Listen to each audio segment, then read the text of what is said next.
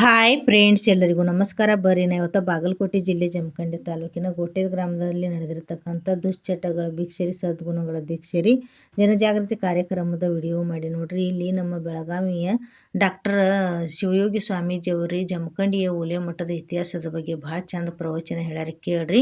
ನಿಮಗೆಲ್ಲರಿಗೂ 80ನೇ ಸ್ವಾತಂತ್ರ್ಯ ದಿನಾಚರಣೆ ಶುಭಾಶಯಗಳು ಫ್ರೆಂಡ್ಸ್. ಅದಲ್ದನ 228ನೇ ನಮ್ಮ ಕ್ರಾಂತಿವೀರ ಸಂಗೊಳ್ಳಿ ರಾಯಣ್ಣನ ಜಯಂತಿ ಉತ್ಸವದ ಶುಭಾಶಯಗಳು. ಈಗ ಮುಂದೆ ಇವರು ಸ್ವಾಮೀಜಿಯವರ ಪ್ರವಚನ ಹೇಳ್ಯಾರ, ಕೇಳ್ಕೊಂಬರಿ, ಆಮೇಲೆ ಭೇಟಿ ಹಾಕನ್ನ. ಹಾಡ್ತೇವಿ ಕೇಳ್ತೇವಲ್ಲ, ಆ 12ನೇ ಶತಮಾನದೊಳಗ ಬಸವಾದಿ ಶಿವಶರಣರು ವಚನಗಳನ್ನು ಬರೀತಿದ್ರು. ಎದ್ರಾಗ ಈಗ ನಂಗೆ ಚಲೋ ಪೆನ್ನು ಹಾಳಿ ನೋಟ್ಬುಕ್ ಇರ್ಲಿಲ್ಲ, ಡೈರಿಗಳು ಇರ್ಲಿಲ್ಲ. ಅವಾಗ ತಾಡೋಲೆಗಳು ಅಂತ ಇರ್ತಿದ್ದು. ತಾಡೋಲೆಗಳು, ಆ ತಾಡೋಲೆಗಳ ಮೇಲೆ ವಚನಗಳನ್ನ ಬರೀತಿದ್ರು. ಆ ವಚನಗಳನ್ನ ಮತ್ತೊಬ್ರು ಅದರ ತಕ್ಕಂಗನ್ನು ನೋಡಿ ಕೆಳಗಡೆ ಬರೀತಿದ್ರು. ಹಂಗ ಒಂದು ಪುಸ್ತಕದೊಳಗೆ ಅಥವಾ ತಾಡೋಲೆಗಳೊಳಗೆ ಇರತಕ್ಕಂಥದ್ದನ್ನ 100 ಪ್ರತಿಗಳನ್ನ ಮಾಡಿ ಅಲ್ಲೊಂದು ಕಡೆಗೆ ಇಲ್ಲೊಂದು ಕಡೆಗೆ ಹಿಂಗ ಕಳಿಸ್ತಿದ್ರು. ಅವನು ಯಾರೋ ಒಬ್ಬೊಬ್ರು ತಗೊಂಡು ಅವನು ತಿರುಗಾಡ್ಕೊಂಡು ಧರ್ಮ ಪ್ರಚಾರ ಮಾಡ್ಕೊಂತ ಅಡ್ಡಾಡ್ತಿದ್ರು. ಹಂಗ ಬರೆದಿರ್ತಕ್ಕಂಥ ತಾಡೋಲೆಗಳನ್ನ ಸರಿಯಾಗಿ ಒಂದು ಕಡೆಗೆ ಕ್ರೋಢೀಕರಣ ಮಾಡಬೇಕು. ನಮ್ಮ ಮುಂದಿನ ಜನಾಂಗಕ್ಕೆ ವಚನ ಸಾಹಿತ್ಯ ಮತ್ತೊಂದಿಷ್ಟು ಸಾಹಿತ್ಯಗಳು ಉಳಿಬೇಕು, ಅವುಗಳನ್ನು ಸಂಸ್ಕರಣೆ ಮಾಡಬೇಕು ಅಂತ ಸೃಷ್ಟಿಯಾಗಿದ್ದೆ ಓಲೆ ಮಠ. ನಿಮ್ಗೆ ಗೊತ್ತಾಗತ್ತಲ್ಲ, ಓಲೆ ಮಠ. ಅದಕ್ಕೆ ಆಸ್ತಿ ಇರಲಿಲ್ಲ, ಅದಕ್ಕೆ ಇನ್ಯಾವುದೇ ಬೇರೆ ಉದ್ದೇಶ ಇರಲಿಲ್ಲ. ನಮ್ಮ ಹಿರಿಯರು ನಮ್ಮ ಧರ್ಮವನ್ನು ಉಳಿಸೋದಕ್ಕೆ ಬಹಳ ಕಷ್ಟಪಟ್ಟಾರ.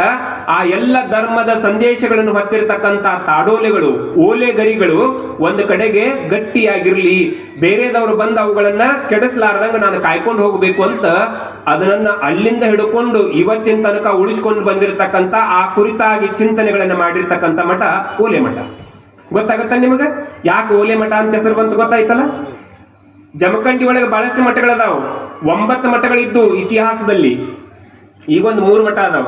ಒಂದು ಮುತ್ತಿನಕಂತಿ ಮಠ, ಇನ್ನೊಂದು ಕಲ್ಯಾಣ ಮಠ, ಇನ್ನೊಂದು ಓಲೆ ಮಠ. ಓಲೆ ಮಠದ ಇತಿಹಾಸ ಬಹಳ ದೊಡ್ಡದು. 17ನೇ ಶತಮಾನದೊಳಗ ಅಲ್ಲೊಬ್ರು ಸ್ವಾಮಿಗಳು ಬರ್ತಾರೆ. ಈಗ ಹೆಂಗ ಅಪ್ಪಗಳು ಇಲ್ಲಿ ಬಂದು ಧರ್ಮ ಪ್ರಚಾರ ಮಾಡಕತ್ತಾರಲ್ಲ, ಹಂಗ ಆ ಮಠಕ್ಕ ಆ ಭಾಗದಾಗ ಧರ್ಮ ಪ್ರಚಾರ ಮಾಡೋದಕ್ಕ ಗುರುಸಿದ್ಧ ಸ್ವಾಮಿಗಳು ಅಂತ ಒಬ್ರು ಬರ್ತಾರೆ. ಗುರುಸಿದ್ಧ ಸ್ವಾಮಿಗಳು ದೊಡ್ಡ ತಪಸ್ವಿಗಳು. ಅವರು ಬಹುಶಃ ಕೊಟ್ರೆ ಶಾಪ, ಇಟ್ರೆ ವರ ಅನ್ನೋ ಲೆಕ್ಕಕ್ಕಿದ್ರು. ನಿಷ್ಠಾವಂತ ತಪಸ್ವಿಗಳು. ಜೊತೆಗೆ ಬೇಡಿ ಬಂದವರಿಗೆ ಬೇಡಿದ ಇಷ್ಟಾರ್ಥಗಳನ್ನು ಕೊಟ್ಟು ಅವರ ಬದುಕನ್ನು ಶ್ರೀಮಂತ ಮಾಡುವಂತ ಶಾಪಾದಪಿ ಶರಾದಪಿ ಶಕ್ತಿಯನ್ನು ಹೊಂದಿರತಕ್ಕಂಥವ್ರು ಗುರುಸಿದ್ಧ ಸ್ವಾಮಿಗಳು. ಅವರು ಬಂದು ಅಲ್ಲಿ ನೆಲೆ ನಿಲ್ತಾರೆ. ಅಲ್ಲಿರ್ತಕ್ಕಂಥ ವಚನ ಸಾಹಿತ್ಯದ ಇನ್ನು ಬೇರೆ ಬೇರೆ ಸಾಹಿತ್ಯದ ವಚನ ಕಟ್ಟುಗಳನ್ನ ಅಥವಾ ಸಂಪತ್ತನ್ನು ನೋಡ್ತಾರೆ, ಓಲೆಗರಿಗಳನ್ನು ನೋಡ್ತಾರೆ. ಇವು ಉಳಿಬೇಕು, ಬೆಳಿಬೇಕು ಅಂದ್ರೆ ಇಲ್ಲೊಂದು ಸುಂದರವಾಗಿರ್ತಕ್ಕಂಥ ಮಠ ನಿರ್ಮಾಣ ಆಗ್ಬೇಕು. ಇಲ್ಲಿ ಭಕ್ತ ವರ್ಗವನ್ನ ಕೂಡಿಸಿ ತತ್ವ ಸಂದೇಶವನ್ನ ಈಗ ಹೆಂಗ ಕಾರ್ಯಕ್ರಮ ಮಾಡಕತ್ತೇವಲ್ಲ ಹಿಂಗ್ ಮಾಡ್ಬೇಕು ಅಂತ ಚಿಂತನೆ ಮಾಡ್ತಾ ಅವರಲ್ಲಿ ನೆಲೆ ನಿಲ್ತಾರೆ. ಮಠ ನಿರ್ಮಾಣ ಆಗತ್ತೆ. ಆ ನಂತರ ಅವರ ತಪಶಕ್ತಿಯಿಂದ ಮುಂದ ಇಲ್ಲಿ ಕಡ್ಕೋಳ ಐತಲ್ರಿ, ಇಲ್ಲಿ ಕಡ್ಕೋಳ ಐತಿ. ಯಾರು ಹೋಗಿರಿ ಕಡ್ಕೋಳಕ್ಕ? ನದಿ ದಂಡಿ ಮೇಲೆ ಕಡ್ಕೋಳ ಐತಿ. ಕಡ್ಕೋಳ ನದಿ ದಂಡಿ ಮೇಲೆ ಗುಬ್ಬೆಪ್ಪನ ಮಠ ಅಂತ ಐತಲ್ಲಿ, ನೋಡ್ಬೇಕು ನೀವು. ಆ ಗುಬ್ಬೆಪ್ಪನ ಮಠದ ಜೊತೆಗೆ ಹೊಂದ್ಕೊಂಡಿದ್ದು ಅಜ್ಜವರು ಏನು ಗುರುಸಿದ್ಧ ಸ್ವಾಮಿಗಳು ಗದ್ದಿಗೆದ. ಅಲ್ಲಿ ಒಂದು ಮಠ ಮಾಡ್ತಾರೆ. ಆಮೇಲೆ ಇವತ್ತಿನ ಹಾವೇರಿ ಜಿಲ್ಲೆ ಶಿಗ್ಗಾವಿ ತಾಲೂಕಿನ ಸವಣೂರು ಅಂತ ಬರ್ತೈತಿ. ಸಾರಿ, ಹುಲಗೂರು ಅಂತ ಬರ್ತದ. ಸವಣೂರು ಮಗ್ಲ ಹುಲಗೂರು. ಆ ಹುಲಗೂರ್ನೊಳಗ ಒಂದು ಮಠ ಮಾಡ್ತಾರೆ. ಹಿಂಗ ಹೋದಲ್ಲೆಲ್ಲ ಎಲ್ಲಿ ತಪಸ್ಸನ್ನ ಮಾಡಿ, ಎಲ್ಲಿ ಜನರನ್ನ ಸಂಘಟಿಸಿ, ಎಲ್ಲಿ ಅವರು ಒಂದಿಷ್ಟು ಜನರಿಗೆ ತತ್ವೋಪದೇಶವನ್ನು ನೀಡ್ತಾರಲ್ಲ, ಅಲ್ಲೆಲ್ಲೆಲ್ಲಿ ಒಂದು ಮಠಗಳ ನಿರ್ಮಾಣ ಆಗ್ತವೆ. ಹಂಗ ಒಟ್ಟ ಓಲೆ ಮಠದ ಕೆಳಗಡೆಗೆ 2-3 ಮಠಗಳು, ಶಾಖಾ ಮಠಗಳು ನಿರ್ಮಾಣ ಆಗ್ತವೆ. ಅಲ್ಲೆಲ್ಲ ತತ್ವ ಚಿಂತನೆಗಳನ್ನು ಮಾಡ್ತಿರ್ತಾರೆ. ಇನ್ನು ಸ್ವಲ್ಪ ನೇರವಾಗಿ ಹೇಳ್ಬಿಡ್ತೇನೆ ಕೇಳ್ರಿ. ಅವರು ಮುಂದ ವಯಸ್ಸಾದ್ಮೇಲೆ ಇಲ್ಲೇ ಬಂದು ಗುಬ್ಬೆಪ್ಪಜ್ಜನ ಗದ್ದಿಗೆ ಏನೈತಲ್ಲ, ಮಠ ಏನೈತಲ್ಲ, ಅಲ್ಲಿ ಲಿಂಗೈಕ್ಯರಾಗ್ತಾರೆ.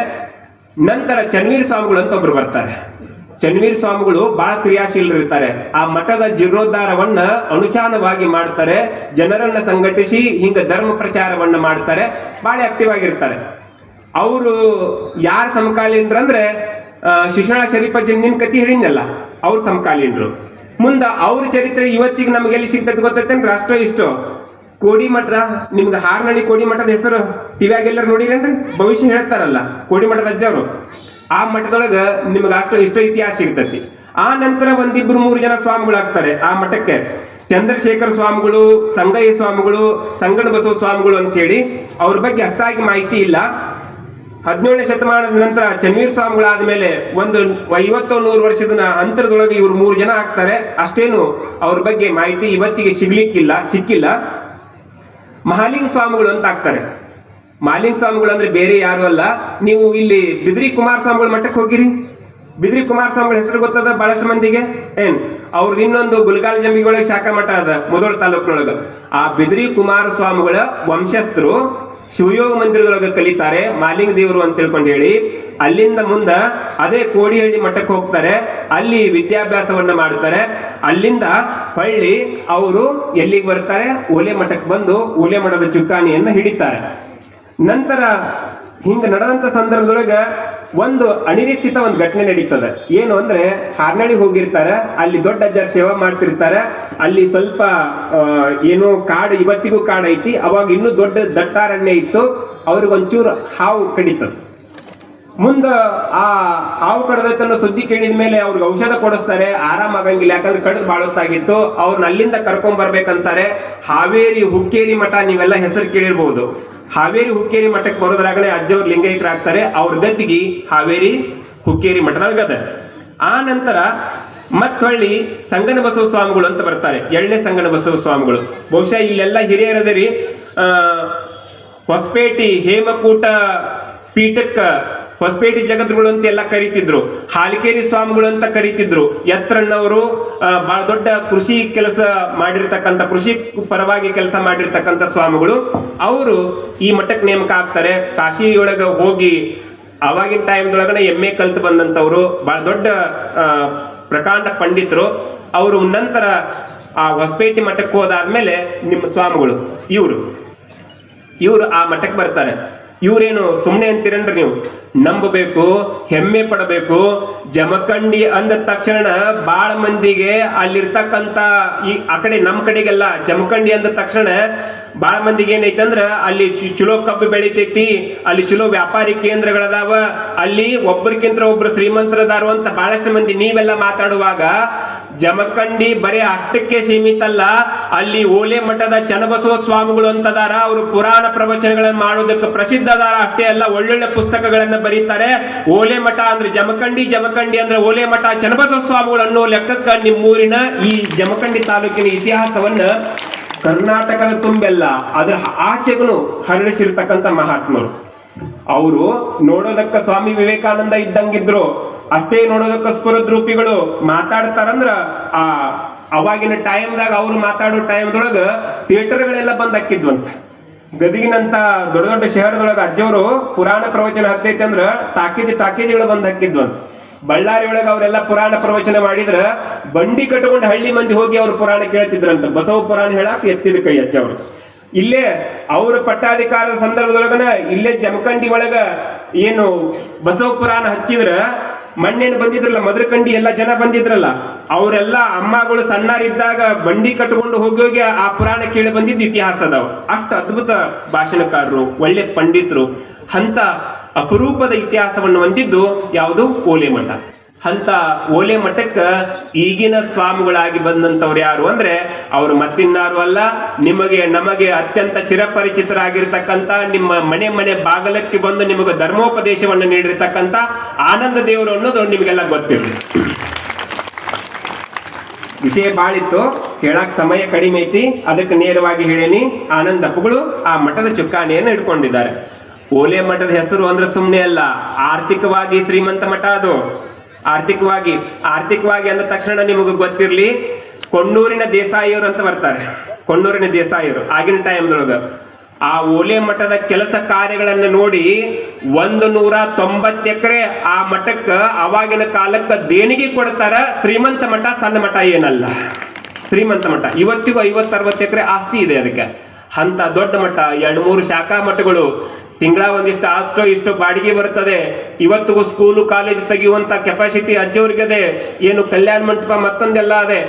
ಮಠ ಶ್ರೀಮಂತ ಮಠ ಆದಾಗ್ಯೂ ಸಹಿತ ನಿಮ್ಗೆ ಗೊತ್ತಿರ್ಲಿ, ಆನಂದ ದೇವ್ರ ಆ ಮಠಕ್ಕಾಗುವ ಹೊತ್ನ್ಯಾಗ ನಾನು ಅವ್ರನ್ನ ತಮಾಷೆಯಾಗಿ ಕೇಳಿದೆ, ಏನ್ರಿ ಅಪ್ಪರ ದೊಡ್ಡ ಮಠಕ್ಕ ಆದ್ರಲ್ರಿ ಅಂತ ನಾನು ತಮಾಷೆಯಾಗಿ ಅವ್ರನ್ನ ಕೇಳಿದಾಗ ಅವ್ರು ಅಂತಿದ್ರು, ಅಜ್ಜರ ನೀವ ಎಲ್ಲರೂ ಹೇಳ್ತೀರಿ, ನಾನು ಆ ಮಠದ ಆಸ್ತಿಯನ್ನ ನೋಡಿ ಸ್ವಾಮಿ ಆದವಲ್ಲ, ಇಡೇ ಜಮಖಂಡಿ ಭಕ್ತರ ಭಕ್ತಿಯನ್ನ ನೋಡಿ ನಾನು ಸ್ವಾಮಿಯಾಗಿದ್ದೇನೆ ಹೊರತು ಆ ಮಠದ ಆಸ್ತಿಯನ್ನು ನೋಡಿ ನಾನು ಸ್ವಾಮಿ ಆಗಿಲ್ಲ ಅಂತ ಅಪ್ಪಗಳು ಹೇಳ್ತಿದ್ರು. ಬಹುಶಃ ಎಲ್ಲರೂ ಅಂದಂಗ ಅವರು ಅಂದ ಕೈ ಬಿಡ್ತಾರೇನೋ ಅಂತ ಅಂತಿದ್ದೆ ನಾನು. ಆದ್ರೆ ಅವರು ಸುಮ್ಮನೆ ಅಂದು ಕೂಡೋರಲ್ಲ, ಅದನ್ನ ಮಾಡಿ ತೋರಿಸೋರು. ನಿಮಗ್ ತಮಾಷೆಯಾಗಿ ಹೇಳ್ಬೇಕಂದ್ರ ಇಷ್ಟು ದಿವಸ ಜಮಖಂಡ್ಯಾಗ ಎಷ್ಟು ಹಳ್ಳಿ ಅದಾವ ಅನ್ನೋದು ನಿಮಗ ಕರೆಕ್ಟ್ ಆಗಿ ಗೊತ್ತೈತಿಲ್ಲ ಗೊತ್ತಿಲ್ಲ, ಅವ್ರಿಗೆ ಗೊತ್ತದ. ಯಾವ್ಯಾವ ರಸ್ತೆಗೆ ಹೋದ್ರೆ ಯಾವ್ಯಾವ ಹಳ್ಳಿ ಬರ್ತಾವ ಗೊತ್ತದಾವ, ಮತ್ತೆ ಯಾವ್ಯಾವ ಹಳ್ಳಿ ಒಳಗ ಯಾವ್ಯಾವ ಎಷ್ಟೆಷ್ಟು ಏನು ಓಣಿಗಳದಾವ ಎಲ್ಲ ಗೊತ್ತದ. ಯಾಕಂದ್ರೆ ಎಲ್ಲರ ಮನೆಗೆ ಅಡ್ಡಾಡ್ಯಾರ ಅವರು, ಎಲ್ಲರ ಮನೆ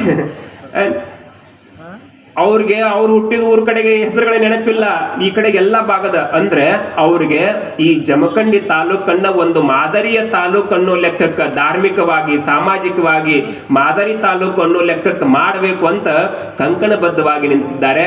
ಅದರ ಫಲಶ್ರುತಿಯಾಗಿ ಈ ಸದ್ಯಕ್ಕೆ ನಿಮ್ಮೂರಿಗೆ ಬಂದಾರಲ್ಲ, ಇದು ಎಷ್ಟನೇ ಹಳ್ಳಿ ಗೊತ್ತೈತನ್ರಿ? ಅವ್ರು ಎಷ್ಟನೇ ಹಳ್ಳಿ ಗೊತ್ತೈತಿ? ಕರೆಕ್ಟ್ 39 ಹಳ್ಳಿ ಮುಗಿಸ್ಕೊಂಡು 40ನೇ ಊರು ಗೋಟೆ ಊರಿಗೆ ಬಂದಾರ ಅಂದ್ರೆ ವಿಚಾರ ಮಾಡ್ರಿ ಎಷ್ಟು ಅವ್ರು ಅಡ್ಡಾಡಿರ್ಬೇಕು. ನಿಮ್ಮೂರಾಗ 10,000 ಜನ ಅದಾರ, 8ರಿಂದ 10,000 ಜನ ಅದಾರ. ಒಂದೊಂದು ಹಳ್ಳಿಯಾಗ 2, 4, 6,000 ಜನ ಅಷ್ಟೇ ಹಿಡೀರಿ ನೀವು. ಸರಿ ಸುಮಾರು 40 ಊರು ಅಂದ್ರ ಅವರು ಅಡ್ಡಾಡಿ ಜನರಿಗೆ ರುದ್ರಾಕ್ಷಿ ಕೊಟ್ಟಿದ್ದು, ಧರ್ಮ ಪ್ರಚಾರವನ್ನ ಮಾಡಿದ್ದು ಸಣ್ಣ ಕೆಲಸ ಅಲ್ಲ. ನನಗೆ ಗೊತ್ತಿದ್ದಂಗ ಸರಿಸುಮಾರು 1.5 ಲಕ್ಷ ಜನರಿಗೆ ಕೊಳ್ಳೊಳಗ ರುದ್ರಾಕ್ಷಿ ಹಾಕ್ಯಾರ. ಸರಿಸುಮಾರು 4ರಿಂದ 6,000 ಜನರ ಏನು ಕುಡಿಯೋದನ್ನ ಬಿಡಿಸೋ ಪ್ರಯತ್ನ ಮಾಡ್ಯಾರ. ಎಷ್ಟು? 4ರಿಂದ 6,000 ಜನ. ಒಬ್ಬ ಮನುಷ್ಯ ಇದಕ್ಕಿಂತ ಹೆಚ್ಚೇನು ಮಾಡ್ಬೇಕು? ಸನ್ಯಾಸಿ ಅದಾವ ನೋಡ್ರಿ, ವಿಚಾರ ಮಾಡಿ ನೋಡೋಣ. ಅದೆಲ್ಲದಕ್ಕಿಂತ ಮುಖ್ಯವಾಗಿ ಅವ್ರ ವಯಸ್ಸು ಎಷ್ಟು ಗೊತ್ತೈತೆ ನಿಮ್ಗೆ? ಕೇವಲ 23-24 ವರ್ಷ. ಬಹಳ ದೊಡ್ಡ ವಯಸ್ಸಲ್ಲ, 23-24 ವರ್ಷ. ನೀವ್ ಹಿಂಗ್ ವಿಚಾರ ಮಾಡ್ರಿ, ನಿಮ್ ಮನ್ಯಾಗ 23-24 ವರ್ಷದ ಹುಡುಗರು ಏನೇನ್ ಮಾಡಕತ್ತಾವ? ಗಪ್ ಕುಂದ್ರು ಅಂದ್ರ ಗಿಡ ಹಾಕ್ತಾವು, ಗಪ್ ಕುಂದ್ರು ಅಂದ್ರ ಬಿಲ್ಡಿಂಗ್ ಹಾಕ್ತಾವು. ಹಿಂಗ ವಿಚಾರ ಮಾಡ್ಬೇಕಲ್ಲ ನಾವು. ಒಬ್ಬ ವ್ಯಕ್ತಿಯ ಹಿಂದ್ಗಡೆಗಿರ್ತಕ್ಕಂಥ ಪರಿಶ್ರಮ ಎಷ್ಟು ದೊಡ್ಡದು ಅಂದ್ರೆ, ತಂದೆ ತಾಯಿಗಳು ಅವ್ರ ಮನೆತನದ ಆಸ್ತಿ ಏನು ಸಣ್ಣದಲ್ಲ. ತಂದೆ ತಾಯಿಗಳನ್ನ ಬಿಟ್ಟು ಸಣ್ಣ ವಯಸ್ಸಿನೊಳಗಿನ ಶಿವಯೋಗ ಮಂದಿರ ಅನ್ನುವ ಸಂಸ್ಥೆಗೆ ಹೋಗಿ 3-4 ವರ್ಷಗಳ ಕಾಲ ಉಪ್ಪು ಖಾರ ಇಲ್ಲಾರ್ದಂತ ಪ್ರಸಾದವನ್ನ ಸ್ವೀಕಾರ ಮಾಡಿ, ನಿತ್ಯವೂ ತ್ರಿಕಾಲ ಲಿಂಗ ಪೂಜೆ ಮಾಡಿ, ಕೈಯೊಳಗ ಲಿಂಗಪ್ಪ ಹಿಡ್ಕೊಂಡು ಪ್ರತಿನಿತ್ಯ ಅವರು ಮಂತ್ರ ಅನ್ನುವಾಗ ನಾನು ಮಣ್ಣೆ ಕೇಳಿದೆ, ಅಜ್ಜವರ ಪ್ರತಿನಿತ್ಯ ನೀವು ವಚನಗಳನ್ನ ಪಠನ ಮಾಡ್ತಿರಲ್ಲ, ಮಂತ್ರ ಅಂತಿರಲ್ಲ, ಪೂಜೆ ಮಾಡ್ಕೊಂತಿರಲ್ಲ, ಯಾಕ ಅಂತ ಕೇಳಿದಾಗ ಅವ್ರು ಅಂತಿದ್ರು, ಅಪ್ಪರ ನಿಮಗೂ ಗೊತ್ತೈತಿ ಹಾನಗಲ್ ಕುಮಾರಪ್ಪನ ತತ್ವ ಏನದು ಅಂದ್ರೆ, ಎಡದ ಕೈಯೊಳಗ ಲಿಂಗಪ್ಪ ಹಿಡ್ಕೊಂಡು ಲಿಂಗ ಪೂಜೆ ಮಾಡೋದು, ಅದು ನಮ್ಮ ಆತ್ಮ ಕಲ್ಯಾಣಕ್ಕಾಗತ್ತೆ. ಒಂದು ಶಕ್ತಿ ಬರ್ತದೆ, ಸ್ವಾಮಿತ್ವದ ಶಕ್ತಿ ಬರ್ತದೆ. ಆ ಶಕ್ತಿಯನ್ನ ಬಲದ ಕೈಯೊಳಗ ಜೋಳಿಗೆ ಹಿಡ್ಕೊಂಡೇನಲ್ಲ, ಆ ಶಕ್ತಿಯನ್ನ ಬಳಸಿ ಸಮಾಜವನ್ನ ಉದ್ಧಾರ ಮಾಡ್ತೀನಿ, ಸಮಾಜವನ್ನ ತಿದ್ದು ಕೆಲಸ ಮಾಡ್ತೀನಿ, ಆ ಕಾರಣಕ್ಕಾಗಿ ನಾನು ಪೂಜೆ ಮಾಡ್ಕೊಂತೀನಿ ಅಂತ ಮಾತಾಡ್ತಾರೆ 23-24 ವರ್ಷದ ಯುವಕರು. ಯೋಚನೆ ಮಾಡ್ಬೇಕಲ್ಲ ನಾವು, ಸುಮ್ಮನೆ ಅಲ್ಲಲ್ಲ. ಯಾರಿಗುಂಟು ಯಾರಿಗಿಲ್ಲ ಇಂಥ ಒಂದು ಪ್ರತಿಜ್ಞೆ ಎಷ್ಟು ಮಂದಿಗೆ ಬರಾಕ್ ಸಾಧ್ಯ ಐತಿ? ನನಗ ಅವಾಗ ಅದೇ ಅಜ್ಜವರು ಒಂದು ಮಾತು ಹೇಳ್ತಿದ್ರು, ಈ ಅಜ್ಜರು ಇದಾರಲ್ಲ ಅವ್ರೇನು ಸಣ್ಣವರಲ್ಲ, ನೀವು ಅವ್ರ ಬಗ್ಗೆ ಓದ್ಬೇಕು, ಬಹಳ ದೊಡ್ಡ ತಪಸ್ವಿಗಳು, ಬಹಳ ದೊಡ್ಡ ಪೂಜಾವಂತರು, ಅಷ್ಟೇ ಒಳ್ಳೆ ಬರಹಗಾರ. ಅವ್ರು ಯಾವಾಗ್ಲೂ ಹೇಳ್ತಿದ್ರು, ಸ್ವಾಮಿ ಅಂದ್ರೆ ಸುಮ್ಮನೆ ಆಗಿಬಿಡೋದನಪ್ಪ, ಸ್ವಾಮಿ ಅಂದ್ರೆ ಸುಮ್ಮನೆ. ಬಹಳಷ್ಟು ಮಂದಿ ಸ್ವಾಮಿಗಳನ್ನ ಹಂಗ ಹಿಂಗ ಮಾತಾಡ್ತಿರ್ತೀರಿ, ಮಾತಾಡ್ರಿ, ನಾ ಬ್ಯಾಡ್ ಅನ್ನಂಗಿಲ್ಲ. ಕಾರಣ ಏನು ಅಂದ್ರೆ, ಊರಿದ್ದಲ್ಲಿ ಅದೇನೋ ಅಂತಾರಲ್ಲ, ಮತ್ತೆ ಸ್ವಾಮಿಗಳು ಲೋಕ ಐತಂದ್ರೆ ಅಲ್ಲಿ ಒಂದಿಷ್ಟು ಮಂದಿ ಇರೋರ.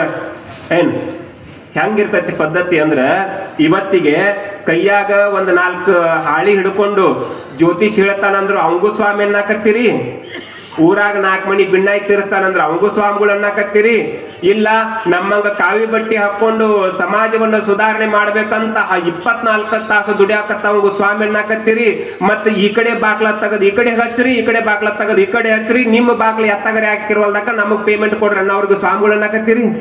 ಗೊತ್ತಾಗತ್ತ ನಿಮ್ಗೆ? ನೀವ್ ಎಲ್ಲರಿಗೂ ಸ್ವಾಮಿಗಳು ಅನ್ನಕತ್ತೀರಿ, ನಿಮ್ಗೆ ಯಾರಿಗೂ ಸ್ವಾಮಿಗಳು ಅನ್ನಬೇಕು, ಯಾರಿಗೂ ಮಾಡೋದು ನಿಮ್ಗೆ ಗೊತ್ತಿಲ್ಲ. ಪಾಪ ಅವರು ಟಿವಿ ಅವರು ಹಂಗ ಅದಾರ, ಟಿವಿ ಅವ್ರು ಹಂಗ, ಅವ್ರಿಗೆ ಒಬ್ಬೊಬ್ರಿಗೆ ಒಂದೊಂದು ಹೆಸರು ಅದ. ಒಬ್ಬೊಬ್ಬರನ್ನ ಒಂದೊಂದು ರೀತಿ ಒಳಗೆ ಕರಿಬೇಕು. PSI ಅನ್ನಬೇಕು, ದಪ್ಪೇದಾರಿಗೆ ದಪ್ಪೇದಾರ ಅನ್ನಬೇಕು, ಏನು ಎಸಿನ ಅನ್ನಬೇಕು, ಡಿಸಿನ ಅನ್ನಬೇಕು. ಎಲ್ಲರೂ ನೋಡಕ್ ಪೊಲೀಸರು ಅಂತಾರ ಕರೆ, ಅದ್ರಾಗ ಕೆಟಗರಿ ಬೇರೆ ಅದಾವಲ್ಲ. ಹಂಗ ನಮ್ಮ ಸ್ವಾಮಿಗಳನ್ನ ಏನು ಟಿವಿ ಅವರು ಕರಿಯಂಗಿಲ್ಲ, ಬಟ್ ಎಲ್ಲರಿಗೂ ಸ್ವಾಮಿಗಳಪ್ಪ. ನೀವು ಶಾಣ್ಯಾರು ಅದನ್ನ ಹಚ್ಚಿಕೊಂಡು ಕುಂತಿರ್ತೀರ. ಯಾವನೋ ಒಬ್ಬ ತಪ್ಪು ಮಾಡಿದ್ನಂದ್ರ ಅವ ತಪ್ಪು ಮಾಡ್ಯಾನ, ಅವ್ನ ಒಬ್ಬಂದ ತಪ್ಪು ಅಂತ ತಿಳ್ಕೊಳಂಗಿಲ್ಲ. ಕಾವಿ ಬಟ್ಟೆ ಹಾಕೊಂಡು ಅವ್ರೆಲ್ಲಾರು ಹಂಗ ಹೋಗತ್ತಾಗ. ನೀವು ಹಂಗ ಅದಿರಿ ಏನ್? ಮತ್ತ ನಮ್ಮಂತವ್ರು ರಾತ್ರಿಗಳಿಗೆ ಕಣ್ಣಾಗ ಎಣ್ಣೆ ಹಾಕೊಂಡು ಸಮಾಜ ಸೇವೆ ಮಾಡೋರು ನಿಮ್ ಕಣ್ಣಿಗೆ ಹೆಂಗ್ ಕಾಣಕತ್ತೇವಂದ್ರ ಟಿವಿಯಾಗ ತೋರ್ತಾರಲ್ಲ ಅವ್ರಂಗ ನಾವು ಕಾಣಕತ್ತೀವಿ. ನಿಮ್ನ ಏನು ಮಾಡ್ಬೇಕು? ಸಮಾಜನ ಹಂಗಾಗೈತು, ನಾವು ಹಂಗಾಗ್ಯವು, ನಮಗಂಕರು ತಿಳಿವಲ್ದು. ವಿಚಾರ ಮಾಡ್ರಿ. ಸ್ವಾಮಿ ಅಂದ್ರ ಸುಮ್ನೆ ಒಂದಿಷ್ಟು ವಿಭೂತಿ ಪಟ್ಟ ಹಚ್ಕೊಂಡು ಇಟ್ಟು ದಪ್ಪನ್ನು ರುದ್ರಾಕ್ಷಿ ಕೊಳ್ಳಾಗ ಹಾಕೊಂಡು ಹಿಂಗ 4 ಮಂದಿ ಕೊಟ್ಟಿರ್ತಕ್ಕಂಥ ಕಾವಿ ಬಟ್ಟೆ ಹಾಕೊಂಡು ಚಲೋ ಕಾರ್ ಗಾಡಿಯಾಗ ಬಂದ್ ಇಳಿದ ತಕ್ಷಣ ಅವನ ಸ್ವಾಮಿ ಅನ್ನಂಗಿಲ್ಲ. ಕೇವಲ 6ನೇ ವಯಸ್ಸು ಮುಗಿದ್ರೊಳಗನ ತಂದೆ ತಾಯಿಗಳ ಪಾದ ನಮಸ್ಕಾರ ಮಾಡಿ, ನಾನಿನ್ನ ನಿಮ್ಮ ಮಗ ಅಲ್ಲ, ನೀವು ನನ್ನ ತಂದೆ ತಾಯಿಗಳಲ್ಲ, ಇನ್ನು ನಾನು ಸಮಾಜದ ಮಗನಾಗಿ ಸನ್ಯಾಸಿಯಾಗಿ ಸಮಾಜವನ್ನು ಸುಧಾರಣೆ ಮಾಡ್ತೀನಿ ಅಂತ ತಿಳ್ಕೊಂಡು ಹೇಳಿ ಕಂಕಣಬದ್ಧರಾಗಿ ನಿಂತಾರಲ್ಲ, ಇಂಥವ್ರನ್ನ ಸ್ವಾಮಿಗಳು ಅನ್ನಬೇಕು. ಅಜ್ಜವ್ರು ಹೇಳ್ತಿದ್ರು ಯಾವಾಗ್ಲೂ, ಸ್ವಾಮಿ ಆಗೋದಂದ್ರೆ ಸುಮ್ಮನೆ ಅಲ್ಲದು. ಏನು ಸುಮ್ಮನೆ ಕಾರ್ ಗಾಡಿ ನೋಡಿನೋ ಅವ್ರು ಹಿಂಗ್ 4 ಮಂದಿ ಜೈಕಾರ ಹಾಕ್ತಾರೋ, ವೇದಿಕೆ ಮೇಲೆ ಕರ್ಕೊಂಡ್ಬಂದು ಕುಂದ್ರಿಸಿ ಚಂದಾಗ ಶಾಲ ಮಾಲಿ ಹಾಕ್ತಾರ ಅಂದ ತಕ್ಷಣ ಅದು ಸುಮ್ಮನೆ ಸ್ವಾಮಿ ಅಲ್ಲ. ಸ್ವಾಮಿ ಆಗೋದ್ರ ಹಿಂದೆ ಎಷ್ಟು ದೊಡ್ಡ ಪರಿಶ್ರಮ ಇರ್ತದೆ ಅನ್ನೋದಕ್ಕೆ ಅಜ್ಜವ್ರು ಹೇಳ್ತಿದ್ರು. ಅವ್ರು ಬರ್ದಿದ್ದೆ ನಿಮ್ಗೆ ಹೇಳ್ತೀನಿ. 4 ವರ್ಷ ಚಂದಾಗ ಸಾಲಿ ಕಲ್ತು ಬಿಟ್ರ, 4 ವರ್ಷ 10th ಅಂಕರು ಎಲ್ಲಾರು ಓದ್ತೀರ. ಇವತ್ತಿಗೆ 10th ಅಂಕರು ಎಲ್ಲಾರು ಕಲಿತಾರಪ್ಪ. ಅದು ಗೊತ್ತಿದ್ದೋ ಗೊತ್ತಿಲ್ಲಾರ್ದೋ ಹಿರಿಯರ ಕಲಿಸ್ತಾರ, ನಾವು ಕಲಿತೀವಿ, ಮುಗಿದೋತು. 10th ಮುಗಿದ ಮೇಲೆ ಸರಿಯಾಗಿ ಬೇಡ PUC ಮುಗಿದ ಮೇಲೆ ಅನ್ಕೋರಿ. ಇವತ್ತಿನ ದಿನಮಾನದಾಗ PUC ಮುಗಿದ ಮೇಲೆ ಚಂದಾಗ 4 ವರ್ಷ ಓದಿ ಬಿಟ್ರ ಒಬ್ಬ ಚಲೋ ಇಂಜಿನಿಯರ್ ಆಗ್ಬೋದು. 4 ವರ್ಷ ರೀ, PUC ಮುಗಿದ ಮೇಲೆ 4 ವರ್ಷ ಓದಿ ಬಿಟ್ರೆ ಇಂಜಿನಿಯರ್ ಆಗ್ಬೋದು. ಬೇಡ 6 ವರ್ಷ ಚಂದಾಗ ಪ್ರಾಕ್ಟೀಸ್ ಮಾಡಿಬಿಟ್ರೆ ಒಬ್ಬ ಡಾಕ್ಟರ್ ಆಗ್ಬೋದು. ಕೇಳ್ರಿ, ಮಜಾ ಕೇಳ್ರಿ. 6 ವರ್ಷ ಕಲಿತು ಬಿಟ್ರೆ ಡಾಕ್ಟರ್ ಆಗ್ಬೋದು. ಇಲ್ಲ 8 ರಿಂದ 10 ವರ್ಷ ಚಂದಾಗ ಪ್ರಾಕ್ಟೀಸ್ ಮಾಡಿಬಿಟ್ರೆ ಒಬ್ಬ ಸರ್ಜನ್ ಆಗ್ಬೋದು. ಸರ್ಜನ್ ಅಂದ್ರ ಪಾಠಗಳನ್ನು ಹೊಲದ ರಿಪೇರಿ ಮಾಡ್ತಾರಲ್ರಿ, ಏನ್ ಸರ್ಜನ್ ಅಂತ ಕರಿತೀರಲ್ಲ. ಶಸ್ತ್ರಚಿಕಿತ್ಸೆ ಮಾಡುವಂತವ 8 ರಿಂದ 10 ವರ್ಷ ಪ್ರಾಕ್ಟೀಸ್ ಮಾಡಿದ್ರು ಬಿಟ್ರೆ ಆಗ್ಬಹುದು. ಇನ್ನ ಈ ಭೂಮಿ ಮ್ಯಾಲಿಂದ ಚಂದ್ರನಿಗನು ಮಂಗಳನಿಗನು ಏನು ಒಂದಿಷ್ಟು ರಾಕೆಟ್ಗಳನ್ನು ಬಿಡಾಕತ್ತಾರಲ್ಲ, ವಿಜ್ಞಾನಿಗಳಂತ ನೀವೇನು ಕರಿತಿರಲ್ಲ, 10 ರಿಂದ 14 ವರ್ಷ ಚಂದಾಗ ಪ್ರಾಕ್ಟೀಸ್ ಮಾಡಿಬಿಟ್ರ ಏರೋನಾಟಿಕಲ್ ಇಂಜಿನಿಯರ್ ಆಗ್ಬೋದಂತ. ಅಂದ್ರೆ ವಿಜ್ಞಾನಿನೇ ಆಗ್ಬಿಡ್ಬೋದು. ನೋಡ್ರಿ, 4 ವರ್ಷ ಕಲಿತ್ರ ಇಂಜಿನಿಯರ್ ಆಗ್ಬೋದು, 6 ವರ್ಷ ಕಲಿತ್ರ ಡಾಕ್ಟರ್ ಆಗ್ಬೋದು, 10 ವರ್ಷ ಕಲಿತ್ರ ಸರ್ಜನ್ ಆಗ್ಬೋದು, 14 ರಿಂದ 16 ವರ್ಷ ಪ್ರಾಕ್ಟೀಸ್ ಮಾಡಿದ್ರ ಒಬ್ಬ ವಿಜ್ಞಾನಿನೇ ಆಗಿಬಿಡ್ಬೋದು. ಮನುಷ್ಯ ಮನಸ್ಸು ಮಾಡಿದ್ರ ಏನು ಹಕ್ಕಿ ಹಂಗ ರೆಕ್ಕೆ ಕಟ್ಕೊಂಡು ಆಕಾಶದೊಳಗೆ ಹಾರಬಹುದು, ಇಲ್ಲ ಒಂದಿಷ್ಟು ಮೀನಿನಂಗ ಸಮುದ್ರದ ಆಳಕ್ಕೆ ಹೋಗಿ ಈಜಬಹುದು. ಆದ್ರ ನಿಮಗ್ ಗೊತ್ತಿರ್ಲಿ, ಮನುಷ್ಯ ಆದವ ಎಲ್ಲವೂ ಮಾಡಕ್ ಬರ್ತೈತಿ. ಏನು ಇಲ್ಲಾರ್ದವ ಶ್ರೀಮಂತ ಆಗ್ಬೋದು, ಶ್ರೀಮಂತ ಇದ್ದವ ಬಡವ ಆಗಬಹುದು. ಇದೆಲ್ಲವೂ ಮನುಷ್ಯ ಆದವ ಮಾಡಕ್ ಬರ್ತೈತಿ. ಒಬ್ಬ ಆನಂದ ದೇವರಂತ ಸ್ವಾಮಿ ಆಗೋದಕ್ಕ 1 ಜನ್ಮದ ಪುಣ್ಯ ಬೇಕಾಗಂಗಿಲ್ಲ, 7 ಜನ್ಮದ ಪುಣ್ಯದ ಫಲವಾಗಿ ಇಂಥ ಸ್ವಾಮಿಗಳಾಗ್ತಾರೆ. ಸುಮ್ಮನೆ ಆಗಕ್ಕಾಗಂಗಿಲ್ಲ. ಎಷ್ಟು ಮಂದಿ ಅದಾರ್ರಿ ಈ ವಯಸ್ಸಿನವರು ಗೋಟೆ ಗ್ರಾಮದೊಳಗ? ಒಬ್ಬರ ಆನಂದ ದೇವರಾಗಕ್ಕಾಗೈತಿ? ಹುಡುಕಾಡಿದ್ರೆ 100-200 ಮಂದಿ ಮಿಲಿಟರಿಗೆ ಹೋದವ್ರು ಸಿಗ್ತಾರ, 100 ಮಂದಿ PSI ಆದವ್ರು ಸಿಗ್ತಾರ, ಪೊಲೀಸ್ ಆದವ್ರು ಸಿಗ್ತಾರ, ಇಲ್ಲ ಇನ್ನೊಂದಿಷ್ಟು ಏನೇನೋ ಆದವ್ರು ಸಿಗ್ತಾರ, ಸಾಫ್ಟ್ವೇರ್ ಇಂಜಿನಿಯರ್ ಆದವ್ರು ಸಿಗ್ತಾರ. ಆನಂದ ದೇವ್ರಂದಾಗ ಆದಂಗಾಗೆ ಆಗಕ್ಕಾಗತ್ತ? 7 ಜನ್ಮದ ಸುಕೃತದ ಪುಣ್ಯ ಬೇಕು ಅಂತಾರೆ. ಅಜ್ಜವರು ಅಷ್ಟು ಹೇಳಿದ್ರು. ಆದ್ರ ಮುಂದುವರೆದು ನಾನು ಒಂದು ಮಾತು ಹೇಳಕ್ ಇಚ್ಛೆ ಪಡ್ತೇನೆ. ಇಂಥ ಆನಂದ ದೇವರಂತ, ಹಾನಗಲ್ ಕುಮಾರಸ್ವಾಮಿಗಳಂತ, ಏನು ಅತನಿ ಮುರುಗೇಂದ್ರ ಶಿವಯೋಗಿಗಳಂತ, ಸ್ವಾಮಿ ವಿವೇಕಾನಂದನಂತ, ಬಸವಣ್ಣನಂತ, ಬುದ್ಧನಂತ ಮಹಾತ್ಮರನ್ನ ಈ ಭೂಮಿಗೆ ಹೆತ್ತು ಕೊಟ್ಟಾಳಲ್ಲ ಆ ತಾಯಿ, ಆ ತಂದೆಯ 7 ಜನ್ಮದ ಸುಕೃತದ ಪುಣ್ಯ ಫಲವಾಗಿ ಇಂಥ ಮಹಾತ್ಮರು ಉದಯಿಸಿ ಬರ್ತಾರೆ ಹೊರತು ಸುಮ್ನೆ ಬರಂಗಿಲ್ಲ. ಏನ್ರಿ, ಸಿಂಹದ ಹೊಟ್ಟ್ಯಾಗ ಸಿಂಹದ ಮರಿ ಹುಟ್ಟಬೇಕಲ್ರಿ? ಏನ್ ಅಂತ ತಪಸ್ವಿಗಳು, ಅಂತ ಏನು ಸತ್ಸಂಗ ಜೀವಿಗಳ ಹೊಟ್ಟೆಯಾಗ ಇಂಥ ಮಹಾತ್ಮರು ಹುಟ್ಟಿ ಬರಬೇಕಲ್ಲ? ಅವರು 7 ಜನ್ಮದ ಪುಣ್ಯನ ಮಾಡಿರ್ಬೇಕು, ತಂದೆ ತಾಯಿಗಳು. ಅಂತಲ್ಲಿ ಇಂಥ ಮಹಾತ್ಮರು ಹುಟ್ಟಿ ಬರ್ತಾರೆ. ಮತ್ತೆ ನಾವು ನೀವೆಲ್ಲರೂ ಹಿಂಗ ಪುಣ್ಯ ಪಡ್ಬೇಕು ಅಥವಾ ಹಿಂಗ ಸಮಾಧಾನ ಪಟ್ಕೋಬೇಕಲ್ಲ. ಇಂಥ ಮಹಾತ್ಮರು ಹುಟ್ಟಿ ನಾವು ಇರುವಂತ ಈ ದಿನಮಾನದೊಳಗ ನಮ್ಮನ್ನೆಲ್ಲ ಸರಿದಾರಿ ಒಳಗ ನಡೆಸಿ ನಾವು ನಕ್ಕೊಂತ ಇರೋದನ್ನ ನೋಡಿ ಖುಷಿ ಪಡುವುದಕ್ಕೆ ನಮ್ಮೂರಿಗೆ ಬಂದಾರ. ಅವ್ರು ನೋಡೋ ಅವಕಾಶ ನಮಗೆ ಸಿಕ್ಕತ್ತಲ್ಲ. ನಾವು ಪುಣ್ಯವಂತರೇ. ಯಾರಿಗುಂಟು ಯಾರಿಗಿಲ್ಲ ಅವಕಾಶ. ಈ ಊರಾಗ ಇಷ್ಟ ಜನ ಇದ್ರೇನ್ರಿ ಅವರು ಶರಣರ? ಇಷ್ಟ ಜನ ಇದ್ರೇನು? ಇನ್ನು ಬಾಳ್ ಮಂದಿ ಐತೆ. ಅವ್ರು ಅಲ್ಲೇ ಬಸ್ ಸ್ಟ್ಯಾಂಡ್ದಾಗ ನಿಂತಾರ. ಗೊತ್ತಾಗತ್ತ? ನೀವು ಅಲ್ಲಿ ಅಡಿಗಾಡ್ಕೊಂತ ಹೊಂಟಾರ. ಯಾರು ಪುಣ್ಯವನ್ನ ಮಾಡಿರ್ತಾರೋ ಅಂತವ್ರಿಗೆ ಮಾತ್ರ ಈ ಅವಕಾಶ ಸಿಗುತ್ತೆ, ತಿಳ್ಕಾಸ್ ಸಿಗಂಗಿಲ್ಲ. ಏನು ಅಂತ ಪುಣ್ಯದ ಪುತ್ಥಳಿಯಾಗಿ ನಿಮ್ಮೂರಿಗೆ ಬಂದು ನಿಮ್ಮನ್ನೆಲ್ಲ ಸರಿದಾರಿಗೆ ನಡೆಸೋದಕ್ಕೆ ಬಹಳಷ್ಟು ಪರಿಶ್ರಮ ಪಡ್ತಾ ಇದ್ದಾರೆ. ಅವರು ಸಂಕಲ್ಪ ಐತಿ, ಸಾಧ್ಯವಾದ್ರೆ 101 ಹಳ್ಳಿಗಳನ್ನ ಅಡ್ಡಾಡೋಣ, ಇಲ್ಲ ನನ್ನ ಜೀವನ ಪರ್ಯಂತರವಾಗಿ ಕರ್ನಾಟಕದ ಮೂಲೆ ಮೂಲೆಗಳಿಗೆ ಅಡ್ಡಾಡಿ ನಮ್ಮ ಜನರನ್ನ ಕುಡಿತದಿಂದ ಬಿಡಿಸಿ ಅವ್ರನ್ನ ಸನ್ಮಾರ್ಗದಲ್ಲಿ ನಡೆಸೋಣ, ಬಸವ ಕಲ್ಯಾಣವನ್ನ ಮತ್ತೊಮ್ಮೆ ನಿರ್ಮಾಣ ಮಾಡೋಣ ಅನ್ನುವ ಪರಿಕಲ್ಪನೆಯನ್ನ ಅವರು ಇಟ್ಟುಕೊಂಡು ಸನ್ನದ್ಧರಾಗಿದ್ದಾರೆ. ನಿಮ್ಮೂರಿನೊಳಗೆ ನಡೆದಿರ್ತಕ್ಕಂಥ ಕಾರ್ಯಕ್ರಮಗಳನ್ನ ನೋಡ್ರಿ, ವಿಚಾರ ಮಾಡ್ರಿ. ಇವತ್ತ ನಾನು ಹೋದಾಗೆಲ್ಲ, ನಾನು ಈ ಊರಿಗೆ ಬರ್ತೇನೆ ಅಂದಾಗೆಲ್ಲ ನಮ್ಮೂರಿನ ಭಕ್ತರು ಕೇಳ್ತಿದ್ರು, ಅಪ್ಪ ಎಲ್ಲಿಗೆ ಹೊಂಟಿರಿ? ನಾನು ಹಿಂಗಪ್ಪ ಗೋಟೆಗೆ ಹೊಂಟೀನಿ. ಯಾವ ಊರು ಹತ್ತಿರದ, ಎಲ್ಲಿ ಹತ್ತಿರದ ಅಂತ ಕೇಳ್ತಿದ್ರು. ನಾ ಹೇಳ್ತಿದ್ದೆ, ಇಲ್ಲ ಜಮಖಂಡಿಗೆ ಹೋಗ್ಬೇಕು, ಅಲ್ಲಿಂದ ಸಾವಳಿಗೆ ಹೋಗ್ಬೇಕು, ಅಲ್ಲಿಂದ ಏನು ಗದ್ಯಾಳಕ್ಕೆ ಹೋಗಿ ಮುಂದೆ ಗೋಟೆಗೆ ಹೋಗ್ಬೇಕು ಅಂತ ಹೇಳ್ತಿದ್ದೆ. ನಾ ಬಂದ್ 5 ದಿವಸ ಆಗೈತಿ. ಬೆಳಗಾವಿ ಒಳಗೆ ಇರ್ತಕ್ಕಂಥವ್ರು, ರಾಣೆಬೆನ್ನೂರೊಳಗೆ ಇರ್ತಕ್ಕಂಥವ್ರು, ಅದ್ರ ಮುಂದೆ ಇರ್ತಕ್ಕಂಥವ್ರು ಎಲ್ಲರೂ ನಾನು ಇಲ್ಲಿ ಕುತ್ಕೊಂಡು ಭಾಷಣ ಮಾಡೋದನ್ನ ನೋಡಾಕತ್ತಾರ. ಸರಿ ಸುಮಾರು ನಿಮಗೆ ಒಂದ ಮಾತನ್ನ ಹೇಳ್ಬೇಕಂದ್ರೆ, ಮೊನ್ನೆ ಸಣ್ಣ ಹುಡುಗರು ಆಟ ಆಡಿದ್ರಲ್ಲ, ಆಟ ಆಡಿದ್ ಒಂದನೆಪ್ಪ, ನಿಮ್ಮೂರಿನ ಈ ಕಾರ್ಯಕ್ರಮವನ್ನ 10 ಲಕ್ಷ ಜನ ನೋಡ್ಯಾರ. ಗೊತ್ತಿರ್ಲಿ, ಗೋಟೆ ಅನ್ನುವಂತ ಗ್ರಾಮದ ಹೆಸರು ಅಷ್ಟು ದೂರ ಹೋಗಿ. ಈ ಅಜ್ಜರ್ ಹೇಳಕತ್ತಾರ ನೋಡ್ರಿ, ನಿನ್ನೆ 10 ಲಕ್ಷ, ಇವತ್ತು 21 ಲಕ್ಷಕ್ಕೆ ಬಂದತ್ತಂತ. ಅದು ಇನ್ನು ಎಲ್ಲೆಲ್ಲಿ ಹೋಗತ್ತೆ ಯಾರಿಗೆ ಗೊತ್ತ. ಅಂದ್ರೆ ಇದು ತಮಾಷೆ ಆದ್ರೂ ಸಹಿತ ಒಬ್ಬ ಮಹಾತ್ಮ ಒಲಿದು ಪಾದ ಇಟ್ಟಂದ್ರೆ ಆ ದರೇನೆ ಸುಕ್ಷೇತ್ರ ಆಗತ್ತೆ ಅನ್ನೋದಕ್ಕೆ ಅಜ್ಜವರು ಒಂದು ನಿದರ್ಶನ ಅಲ್ಲ. ನಾವು ಇಂಥ ಸಂದರ್ಭದೊಳಗೆ ಒಂದು ಸಂಕಲ್ಪ ಮಾಡಬೇಕು. ಇದೊಂದು ಹೇಳಿ ನನ್ನ ಮಾತನ್ನು ಮುಗಿಸ್ತೇನೆ, ಕೇಳ್ರಿ. ಇಂಥ ಸಂದರ್ಭದೊಳಗೆ ನಾವೆಲ್ಲ ಒಂದು ಸಂಕಲ್ಪ ಮಾಡಬೇಕು. ನಿಮಗೆ ತಮಾಷೆಯಾಗಿ ಒಂದು ಕಥೆ ರೂಪದೊಳಗೆ ಹೇಳ್ತೇನೆ. ಒಂದು ಮನೆಯೊಳಗೆ ಒಂದು 6-7 ವರ್ಷದ ಹುಡುಗ ಐತೆ ಅಂತ ತಿಳ್ಕೊರಿ. ಅವರ ನಿಮ್ಗ ಚೆನ್ನಾಗಿ ಅರ್ಥ ಆಗತ್ತೆ, ಶರಣ್ರೆ ನಿಮ್ಗೆ ಚೆನ್ನಾಗಿ ಅರ್ಥ ಆಗತ್ತೆ, ಸ್ವಲ್ಪ ಲಕ್ಷ್ಯ ಕೊಟ್ಟು ಕೇಳ್ರಿ. ಮನ್ಯಾಗ ಒಂದು 6-7 ವರ್ಷದ ಹುಡುಗ ಇರ್ತೈತೆ ಅಂತ ತಿಳ್ಕೊರಿ. ಇಲ್ಲೇ ಕಾಶಿಲಿಂಗನ ದೇವಸ್ಥಾನ ಐತಲ್ಲ, ಇಲ್ಲಿ ಹಂಗೊಂದು ದೇವಸ್ಥಾನದ ಜಾತ್ರೆ ನಡೆದತ್ತೆ ಅಂತ ತಿಳ್ಕೊಳ್ರಿ.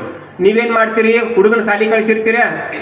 ಅಣ್ಣಾರು ನೀವು ಏನ್ ಮಾಡಿರ್ತೀರಿ? ಹೊಲದ ಕೆಲಸಕ್ಕೋ ಏನು ಈ ಕಡೆ ಜಮಖಂಡಿಗೋ ಎಲ್ಲೇ ಹೋಗಿ ಬಂದಿರ್ತೀರ.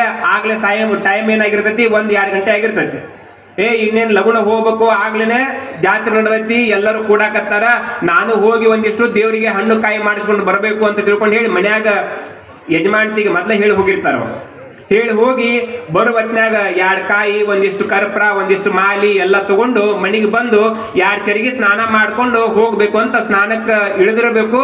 ಅಟ ತನಕಲೆ ಸಾಲಿ ಬಿಟ್ಟು ಹುಡುಗ ಮನೆಗೆ ಬರ್ತೈತಿ. ಅಪ್ಪ ಎಂದೂ ಹಿಂಗ್ ರೆಡಿ ಆಗ್ಲಾರ್ದವ ದಡಗ್ನ ಹೊಸ ಅಂಗಿ ಹಾಕೊಂಡು ರೆಡಿ ಆಗಾಕತ್ತಾನಂದ್ರ ಎಲ್ಲಿಗೆ ವಿಶೇಷವಾಗಿ ಹೊಂಟಾನ, ನಾನು ಅವನ ಜೊತೆ ಹೋದ್ರಾತು ಅಂತ ಹುಡುಗ ನ್ಯಾಯ ತೆಗಿತ. ಹೌದಿಲ್ರಿ? ಸಣ್ಣ ಹುಡುಗರ ನ್ಯಾಯ ತೆಗಿತ. ಎಲ್ಲಿಗೆ ಹೊಂಟಿ ಅಂತ ಕೇಳಿಬಿಡ್ತಾವ ಅಡ್ಡಾಕಿ. ಇಂತಲ್ಲಿ ಹೊಂಟೇನಂದ್ರೆ ಅಪ್ಪ ನಾನು ಬರ್ತೇನೆ. ಅದ್ರಾಗ ಜಾತ್ರೆ ಅಂತ ಕೇಳ್ತೀರ, ನನಗೊಂದು ಪಿಪಿ ಬೇಕು, ನನಗೊಂದು ಪುಗ್ಗ ಬೇಕು. ಬಂದವಿಲ್ರಿ ಅವು ಪದ್ಧತಿ. ಈಗ ಅವು ಬೇಡ, ಡಿಶುಮ್ ಬೇಕಂತ. ಸಣ್ಣ ವಯಸ್ಸಿನಾಗ ಕೊಡಿಸ್ರಿ, ಅವು ನಿಮ್ಗೆ ಹೊಳ್ಳಿ ಡಿಶುಮ್ ಮಾಡ್ತಾವ. ಅವು ರೆಡಿ ಆಕ್ಕಾವು. ನಮ್ಮನ್ನು ಕರ್ಕೊಂಡು ಹೋಗ್ರಿ ಅಂತ ತಿಳ್ಕೊಂಡು ಹೇಳ್ತಾನ ನಮ್ಮ ಅಪ್ಪ. ಭಾಳ ಗದ್ಲಿರ್ತೈತಿ, ಬೇಡ, ಅಲ್ಲಿಂದ ಬರುವತ್ನ ನಿನಗೇನ್ ತೊಗೊಂಬರ್ತೇನೆ, ಸುಮ್ಮನೆ ಇರು ಅಂತೇಳಿ. ಏನಿಲ್ಲಪ್ಪ, ನಾನು ಬರಾವಣ ಹೊಟ್ಟ್ಯಾಗ ಹುಟ್ಟಿದ ಮಗ, ಜಾತ್ರೆಗೆ ಹೊಂಟಾಗ ಬರ್ತೇನೆ ಅನ್ನಾಕತ್ತಾಗ, ದೇವ್ರ ಕೆಲಸಕ್ಕೆ ಬರ್ತೇನೆ ಅಂದಾಗ ಬಿಟ್ಟು ಹೋಗೋದು ಹೆಂಗ? ನಾವಂಕರು ಆ ಸಣ್ಣ ವಯಸ್ಸಿನಾಗ ಜಾತ್ರೆ ಮಾಡಿದ್ದೇನೋ ನಮಗೂ ನೆನಪಿಲ್ಲ. ನನ್ನ ಮಗ ಕೇಳಾಕತ್ತಾನ, ದೇವ್ರು ಇವತ್ತು ಅನುಕೂಲ ಮಾಡಿ ಕೊಟ್ಟಾನ, ಕರ್ಕೊಂಡು ಹೋದ್ರಾತು ಅಂತ ತಿಳ್ಕೊಂಡು ಹೇಳಿ ಅದಕ್ಕೂ 1-2 ಚರಿಗೆ ಸ್ನಾನ ಮಾಡಿ ಚಲೋ ಬಟ್ಟೆ ಹಾಕಿಸಿ ಕರ್ಕೊಂಡು ಕೈ ಹಿಡಿದು ಜಾತ್ರೆಗೆ ಹೋಗ್ತಾನ. ಹೋಗುವತ್ನಾಗ ಹೇಳ್ತಿರ್ತಾನ, ಗಾಡ್ಯಾಗ ಕೂತ್ಕೊಂಡು ಮುಂದೆ ಕುಂದ್ರಿಸ್ಕೊಂಡು, ನೋಡಪ್ಪ ಅಲ್ಲಿ ಗಾದ್ಲೆ ಭಾಳ ಇರ್ತೈತಿ, ನಾನು ಹಣ್ಣು ಕಾಯಿ ಮಾಡಿಸ್ಕೋಬೇಕು, ಯಾರ ಬರ್ತಾರ ದಡಗನ ಭೇಟಿ ಆಗ್ಬೇಕು, ಒಂದಿಷ್ಟು ಮನೆಗೆ ಹೊಳ್ಳಿ ಬರುವತ್ನಾಗ ನಿಮ್ಮ ಹೋಗಿ ಒಂದಿಷ್ಟು ಇಟ ಚುಮ್ಮರಿ 4 ಬಜ್ಜಿ ಕಟ್ಕೊಂಡ್ ಬರ್ಲಿಕ್ಕಂದ್ರೆ ಅಕ್ಕಿ ಸೀಟಿಗೆ ಹೇಳ್ತಾಳ. ಗೊತ್ತಾಗತ್ತ ನಿಮ್ಮ? ಸುಮ್ಮನೆ ಓದಿ ಬಂದಿ, ನನಗೇನ್ ತಂದಿ ಅಂತ ಕೆಲವು ಅದನ್ನೆಲ್ಲ ನಾ ಮಾಡ್ತಿರ್ತೀನಿ. ನೀ ಏನ್ ಮಾಡ್ಬೇಕು? ನಿನ್ನ ಕೈ ಬಿಟ್ರು ಸಹಿತ ನೀ ನನ್ನ ಕೈ ಬಿಡ್ಬಾರ್ದು. ಗೊತ್ತಾಗತ್ತನ್ರಿ? ಹೇಳ್ತ ಯಾಕೆ ನೀ ಕಳ್ಕೊಂಡೆ ಅಂದ್ರೆ ಅಲ್ಲಿ ಹುಡುಕಾಡಕ ಸಣ್ಣ ಮಂದಿ ಇರಂಗಿಲ್ಲ, ಸ್ವಲ್ಪ ಲಕ್ಷ್ಯ ಕೊಡ್ಬೇಕು. ಆಯ್ತಪ್ಪ, ಇದು ಜಾತ್ರೆ ಕರ್ಕೊಂಡು ಹೊಂಟಾರ ಖುಷಿಯಾಗ. ನೀ ಹೇಳಿದ್ದೆಲ್ಲ ಮುಖ್ಯನ. ಇದು ರೆಡಿಯಾಗಿ ಮುಂದೆ ಕುಂದಿರ್ತೈತಿ, ಕರ್ಕೊಂಡು ಹೋಗ್ತಾರ, ಹೋಗಿ ಇಳಿತಾರ. ಕೈ ಹಿಡಿದು ಕರ್ಕೊಂಡು ಹೋಗಿ ದೇವಸ್ಥಾನ ದರ್ಶನ ಮಾಡಿಸ್ಕೊಂಡು ಹಣ್ಣು ಕಾಯಿ ಮಾಡಿಸ್ಕೊಂಡು ಇನ್ನೇನು ಹೊರಗಡೆಗೆ ಬಂದು ತೇರ್ ಎಳೆಯುದನೋ ಅಥವಾ ಒಂದಿಷ್ಟು ಊಟದ ಕಡೆಗನೋ ಇಲ್ಲ ಒಂದಿಷ್ಟು ಏನೋ ತಗೋಬೇಕನೋ ಅಂತ ತಿಳ್ಕೊಂಡು ಹೇಳಿ ಹಿಂಗ್ ಹೋಗಿರ್ತಾರ. ಯಾರು ಎದುರುಗಡೆಗೆ ಬರ್ತಾರ, ಅಪ್ಪ ನಾವು ಮಾತಾಡ್ಸ್ಕೊಂತ ನಿಂದಿರ್ತಾನ, ಮಗ ಹಿಡ್ಕೊಂಡು ನಿಂತಿರ್ತಾನ, ಯಾರೋ ಬಂದ್ ಹಾದಂಗ ಕತ್ತಿ ಗದ್ಲ ಬಾಳ ಇರ್ತೈತಿ. ಅಷ್ಟರೊಳಗನ ಮಗ ತಪ್ಪಿಸ್ಕೊಂತಾನ. ಹಂಗ ಯೋಚನೆ ಮಾಡಿ ನೀವು, ಮಗ ತಪ್ಪಿಸ್ಕೊಂತಾನ. ಅಲ್ಲಿವರೆಗೂ ಅಪ್ಪನ ಹೆಗಲ ಮೇಲೇನೋ ಅಪ್ಪನ ಕೈ ಹಿಡ್ಕೊಂಡು ಜಾತ್ರೆಗೆ ಏನು ಹೋಗಿದ್ನಲ್ಲ, ಅವನಿಗೆ ಅಲ್ಲಿ ಅಪ್ಪನ ಕೈ ಹಿಡ್ಕೊಂಡು ಇರೋವರೆಗೂ ಅನಿಸ್ತಿತ್ತು ಈ ಜಾತ್ರೆ ಅಂದ್ರ ನನ್ನ ಜೀವನ ಈಗ 7 ವರ್ಷ ನನ್ನ ಜೀವನದೊಳಗೆ ಇಂಥ ಜಾತ್ರೆ ನೋಡಿಲ್ಲ, ಇಂಥ ದೇವರ ಜಾತ್ರೆ ನಡೆದಂತ ಸಂದರ್ಭದೊಳಗ ಸ್ವರ್ಗ ನನಗೆ ಇನ್ನೆಲ್ಲೂ ಕಾಣಕತ್ತಿಲ್ಲ, ಸಾಕ್ಷಾತ್ ಕಾಶಿಲಿಂಗನ ದೇವಸ್ಥಾನದೊಳಗನ ಸ್ವರ್ಗ ಕಾಣಕತ್ತೈತಿ ಅಂತ ಹುಡುಗನಿಗೆ ಅನಿಸಿತ್ತು. ಯಾವಾಗ ಅಪ್ಪನ ಕೈ ಹಿಡ್ಕೊಂಡಾಗ. ಯಾವಾಗ ಅಪ್ಪನ ಕೈ ಬಿಟ್ನೋ ಅವಾಗ ಅದೇ ಜಾತ್ರೆ ಏನಾಗಿತ್ತು, ನರಕ ಸದೃಶವಾಯ್ತು. ಅಪ್ಪನ ಕೈ ಬಿಟ್ಟ ತಕ್ಷಣ ನರಕ ಸದೃಶವಾಯ್ತು. ಅಳಾಕತ್ತ, ಕಿರೇಡಾಕತ್ತ, ಯಾರಿಗೋ ಹೇಳಾಕತ್ತ, ನಮ್ಮ ಅಪ್ಪನ ಹುಡುಕೊಡ್ರಿ, ನಮ್ಮ ಅಪ್ಪನ ಹುಡುಕೊಡ್ರಿ. ನೋಡಿದವ್ರು ಅಂತಿದ್ರು, ನಿಮ್ಮ ಅಪ್ಪ ಎಲ್ಲೋ ನಾವೆಲ್ಲೋ ನಮಗೇನು ಗೊತ್ತು ಮಾರಾಯ ಅಂತ ಅಂತಿದ್ರು. ಬಿಡ್ರಿ ಅದನ್ನ ಬಿಡ್ರಿ, ಅವ್ರು ಸುದ್ದ ಆಗುದಿಲ್ಲ. ನಾವ್ 1ನೇ ದಿವ್ಸ ಹೇಳಿದಾಗ ಸುದ್ದ ಆಗ್ಬೇಕಾಗಿತ್ತು, ಆಗಿಲ್ಲ ಅಂದ್ರೆ ಅವ್ರು ಸುದ್ದ ಆಗುದಿಲ್ಲ. ತಲೆ ಕಟ್ಸ್ಕೊಬೇಡ. ಏನ್ ಹೇಳಾಕತ್ತಿದ್ದೀನಿ ಇದೊಂದು ಹೇಳಿ ಮುಗಿಸ್ತೀನಿ ಕೇಳ್ರಿ ಲಕ್ಷ ಕೊಟ್ಟು. ಅಪ್ಪನ ಕೈ ಬಿಟ್ಟ ತಕ್ಷಣ ಜಾತ್ರೆ ಎಲ್ಲ ನರಕ ಸದೃಶವಾಗಿಬಿಡ್ತು. ಏನಾಯ್ತು ಮುಂದೆ ಪರಿಸ್ಥಿತಿ ಅಂದ್ರೆ, ಅಪರೂಪ ಅನ್ನುವಂಗ ಕಾಶಿಲಿಂಗನ ಆಶೀರ್ವಾದನೋ ಗೊತ್ತಿಲ್ಲ, ತಂದೆ ತಾಯಿಗಳ ಆಶೀರ್ವಾದ ಗೊತ್ತಿಲ್ಲ, ಈ ಮಗನ ಪುಣ್ಯನೋ ಗೊತ್ತಿಲ್ಲ. ಮುಂದ ಅರ್ಧ ತಾಸಾಗಿತ್ತು, ಹತ್ತ ಕಣ್ಣೆಲ್ಲ ಬತ್ತಿ ಹೋಗಿದ್ದು. ಸಾಕಪ್ಪ ಇನ್ನು ಯಾವಾಗ ನಾನು ಮನೆಗೆ ಹೋದಿನೋ ಅಂತ ಮಗ ಒಂದ್ ಕಡೆ ಕುತ್ಕೊಂಡು ಅಳಾಕತ್ತಿದ್ದ. ಜಾತ್ರೆ ಅನ್ನೋದು ಅವನ ದೃಷ್ಟಿಯೊಳಗ ಕೆಟ್ಟ ವಿಚಾರ ಆಗಿ ಹೋಗ್ಬಿಟ್ಟಿತ್ತು. ಕುಂತಿದ್ದ, ದಡಗ್ನ ಅಪ್ಪ ಸಿಕ್ಕ. ಅಪ್ಪ ಸಿಕ್ಕ ತಕ್ಷಣ ಹೋಗಿ ಗಟ್ಟಿಯಾಗಿ ಅಪ್ಪಕೊಂಡು, ಯಪ್ಪ ಇದು ಜಾತ್ರೆನೂ ಬೇಡ, ಏನು ಬೇಡ, ಇನ್ನೊಮ್ಮೆ ನೀ ಎಲ್ಲಿ ಹೋಗಿ ಅಂತ ನಾ ಕೇಳೋಂಗಿಲ್ಲ, ನಾನು ಮೊದ್ಲು ಹೆಂಗಾರ ಮಾಡಿ ಮನೆಗೆ ಕರ್ಕೊಂಡು ಹೋಗ. ಗೊತ್ತಾಗತ್ತ, ಮೊದ್ಲು ನನ್ನ ಮನೆಗೆ ಕರ್ಕೊಂಡು ಹೋಗು. ಅವಾಗ ಅಪ್ಪ ಅಂದ, ಯಾಕೋ ಇದು ಜಾತ್ರೆ ನಿನಗೆ ಯಾಕ ಬ್ಯಾಸರ ಆತು, ನೀನ ಬರ್ತೇನೆ ಅಂತ ಬಂದಿದ್ದೆಲ್ಲ. ಇಲ್ಲಪ್ಪ ನಿನ್ನ ಕೈ ಹಿಡ್ಕೊಳ್ಳುತ್ತಾನ, ಅಕ್ಷರಶಃ ಕೈ ಹಿಡ್ಕೊಂಡು ನಡೆಯುತ್ತಾನ, ಅಕ್ಷರಶಃ ಈ ಜಾತ್ರೆನ ಆಗಿತ್ತು. ಯಾವಾಗ ನಿನ್ನ ಕೈ ಬಿಟ್ನೋ ಇದು ನರಕವಾಗಿ ಬಿಡ್ತು. ಮತ್ತೆ ನೀ ಯಾವಾಗ ಸಿಕ್ಕ್ಯೋ ಅವಾಗ ನನಗೆ ಸಂತೋಷ ಸಿಕ್ತು. ನನ್ನ ಮೊದ್ಲ ಇಲ್ಲಿಂದ ಪಾರ್ ಮಾಡಿಸು. ಈ ಕತಿ ಯಾಕೆ ನಿಮ್ಗೆ ಹೇಳಾಕತ್ತೇನಂದ್ರ, ಈ ಲೌಕಿಕ ಜಗತ್ತೇನೈತಲ್ಲ, ಈ ಸಂಸಾರ ಅನ್ನೋ ಜಗತ್ತೇನೈತಲ್ಲ, ಇದೇನು ಪ್ರತಿನಿತ್ಯ ದುಡಿಯುವಂತ ದುಡಿಮೆಯ ಜಗತ್ತೇನೈತಲ್ಲ, ಇದು ಒಂಥರ ಜಾತ್ರೆ ಇದ್ದಂಗ. ಮೊದಲಿಗೆ ಬಾಳ ಚಂದ ಅನಸ್ತೈತಿ, ಮನಿ ಕಟ್ಟಬೇಕು ಅನಸ್ತೈತಿ, ಇನ್ನೊಂದಿಷ್ಟು ಹೊಲ ಹಿಡಿಬೇಕು ಅನಸ್ತೈತಿ, ಇನ್ನೊಂದಿಷ್ಟು ಗಾಡಿ ತಗೋಬೇಕು ಅನಸ್ತೈತಿ, ಮಕ್ಕಳನ್ನ ಸಾಲಿ ಕಲಿಸ್ಬೇಕು ಅನಸ್ತೈತಿ. ಯಾವಾಗಾರ ಒಂದು ಬೀಳಾರ್ದು ಒಂದು ದೊಡ್ಡ ಪೆಟ್ಟು ಬಿತ್ತಂತ ತಿಳ್ಕೊರಿ, ಯಪ್ಪ ಇದು ಸಾಕು ಅನಸ್ತೈತಿ. ಗೊತ್ತಾಗತ್ತನ್ರಿ, ಸಾಕು ಅನಸ್ತೈತಿ. ಎತ್ತಾಗ ಹೋಗ್ಬೇಕು ಗೊತ್ತಾಗಂಗಿಲ್ಲ. ಅವಾಗ ನಿಮಗ ಅಂತ ಸಂದರ್ಭದೊಳಗ ಧೈರ್ಯ ಹೇಳೋದಕ್ಕ ಮತ್ತಿನ್ಯಾರು ಸಿಗಂಗಿಲ್ಲ. ತಂದೆ ರೂಪದೊಳಗ ಬಂದು ಈ ಸಂಸಾರದ ಜಂಜಾಟ ತಮ್ಮ ಇಷ್ಟು ಕಷ್ಟದಿರುದ, ಇದ್ರೊಳಗೂ ಸಹಿತ ನೀ ಎಲ್ಲಿಂದ ಬಂದಿ ಎಲ್ಲಿಗೆ ಹೋಗ್ಬೇಕಾಗೈತಿ ಅನ್ನೋದನ್ನ ಅರ್ಥ ಮಾಡ್ಕೊಂಡು ನನ್ನ ಕೈ ಹಿಡ್ಕೊಂಡು ನಡಿ, ನಿನಗೆ ಜೀವನದ ಮುಕ್ತಿ ಕಾಂತತಿ ಅಂತ ತಿಳ್ಕೊಂಡು ಹೇಳಿ ಆನಂದಪ್ಪಗಳು ಬಂದ. ಒಮ್ಮೆ ಆನಂದಪ್ಪಗಳ ಪಾದಕ್ಕೆ ನೀವು ನಮಸ್ಕಾರ ಮಾಡಿ ಅವ್ರು ಹೇಳಿದ್ರಿ ಎಕ್ಕದೊಳಗೆ ನಡೆದ್ರಿ ಅಂದ್ರ ಜಾತ್ರೆ ಎಲ್ಲ ಚಂದ. ಇದು ಎಲ್ಲ ಅವ್ರು ಹೇಳಿದ್ ಬಿಟ್ಟು ಎತ್ತ ನೋಡ್ಯಾಕ ಹೋದ್ರಿ ಅಂದ್ರೆ ಏನಾಕತಿ, ಜಾತ್ರೆ ನರಕ ಸದೃಶ ಆಗೋಕತಿ. ಧರ್ಮ ನಮ್ಮನ್ನ ಸರಿದಾರಿ ಒಳಗೆ ನಡೆಸ್ತೈತಿ. ನಮ್ಮ ಜೀವನ ಶಾಶ್ವತವಾಗಿ ಸುಖದಿಂದ ಇರ್ಬೇಕಂದ್ರೆ ಮಹಾತ್ಮರ ನೆರನೊಳಗೆ ಇರ್ಬೇಕಾಗತ್ತ. ನಿಮ್ಗೆಲ್ಲ ಅಂತಿದ್ರು, ಮನ್ಯಾಗ ಹಿರಿಯರಿದ್ರ ಮನಿ ಚಂದ, ಊರಾಗ ಒಬ್ಬ ಸ್ವಾಮಿ ಇದ್ರ ಅಂತಿದ್ರಿಲ್ರಿ. ಊರಾಗ ಒಬ್ಬ ಸ್ವಾಮಿ ಇರ್ಬೇಕು, ಮನ್ಯಾಗ ಒಬ್ಬ ಹಿರಿಯ ಇರ್ಬೇಕು, ಮನಿ ಮುಂದ ಒಂದು ನಾಯಿ ಇರ್ಬೇಕು. ಮತ್ ಊರ್ ಹೊರಗೆ ಹಂದಿರ್ಬೇಕು, ಅದು ಮತ್ತೆ ಬೇರೆ ರೀ. ನಿಮಗ್ ತಿಳಿಯಂಗ ಹೇಳ್ಬೇಕಂದ್ರ ಅದ್ಯಾಕೆ ಇರ್ಬೇಕ್ರಿ ಅಜ್ಜಾರ ಅಂದ್ರೆ ಊರ್ ಹೊರಗೆ ಹಂದಿದ್ರ ಊರ್ ಸ್ವಚ್ಛ ಇರ್ತೈತಿ. ಮನ್ಯಾಗ ಒಂದು ಮನಿಗೆ ಒಬ್ರು ಮಹಾಸ್ವಾಮಿಗಳು ಅಂತಿದ್ರಂದ್ರ ಮನಸ್ ಸ್ವಚ್ಛ ಇರ್ತೈತಿ. ಊರ್ ಸ್ವಚ್ಛ ಇತ್ತಂದ್ರ ಊರ್ ನೋಡಾಕ್ ಚಂದ ಕಾಣ್ತೈತಿ. ಮನಸ್ ಸ್ವಚ್ಛ ಇತ್ತಂದ್ರ ಪರಮಾತ್ಮ ಬಂದ ನಿಮ್ಮ ಮನದೊಳಗೆ ನೆಲೆ ನಿಲ್ತಾನ. ಆ ಕಾರಣಕ್ಕಾಗಿ ಮನಸ್ಸನ್ನು ಸ್ವಚ್ಛ ಮಾಡೋದಕ್ಕೆ ಸ್ವಾಮಿಗಳು ಬೇಕು. ಮನುಷ್ಯರೊಳಗಿರ್ತಕ್ಕಂಥ ಕಲ್ಮಶವನ್ನು ಸ್ವಚ್ಛ ಮಾಡೋದಕ್ಕ ಸರಿದಾರಿ ಒಳಗೆ ನಡೆಸೋದಕ್ಕೆ ಒಬ್ರು ಸ್ವಾಮಿಗಳು ಬೇಕು. ಬಹುಶಃ ನಾನು ಹೆಮ್ಮೆ ಪಡ್ತೇನೆ, ಅವ್ರ ಎದುರುಗಡೆ ಅದಾರಂತ ಒಬ್ರು ಸ್ವಾಮಿಗಳು ಇನ್ನೊಬ್ರು ಸ್ವಾಮಿಗಳು ಹೊಗಳ್ತೇನೆ ಅಂತ ತಿಳ್ಕೊಬೇಡ್ರಿ. ಇದ್ದಿದ್ದ ಸತ್ಯವನ್ನ ಹೇಳ್ತೀನಿ. ಅಂತ ಸ್ವಾಮಿಗಳು ನಿಮ್ಗೆ ಸಿಕ್ಕಾರಂದ್ರ ಬಹುಶಃ ನೀವೆಲ್ಲರೂ ಪುಣ್ಯವಂತರು ಅಂತ ತಿಳ್ಕೊಂಡಿದ್ದೇನೆ. ಸಣ್ಣ ವಯಸ್ಸಿನೊಳಗ ಸಮಾಜದ ಸೇವೆ ಮಾಡ್ಬೇಕಂತ ಅವ್ರು ಕಂಕಣ ಬದ್ಧರಾಗಿದ್ದಾಗ ಅವ್ರ ಜೊತೆಗೆ ಕೈ ಜೋಡಿಸ್ರಿ. ನಿಮ್ಮ ಬದುಕು ಬಂಗಾರ ಆಗತ್ತ, ತಾಲೂಕು ಸ್ವಚ್ಛ ಆಗತ್ತ, ಒಳ್ಳೆಯ ಒಂದು ಸದ್ಭಾವನೆ.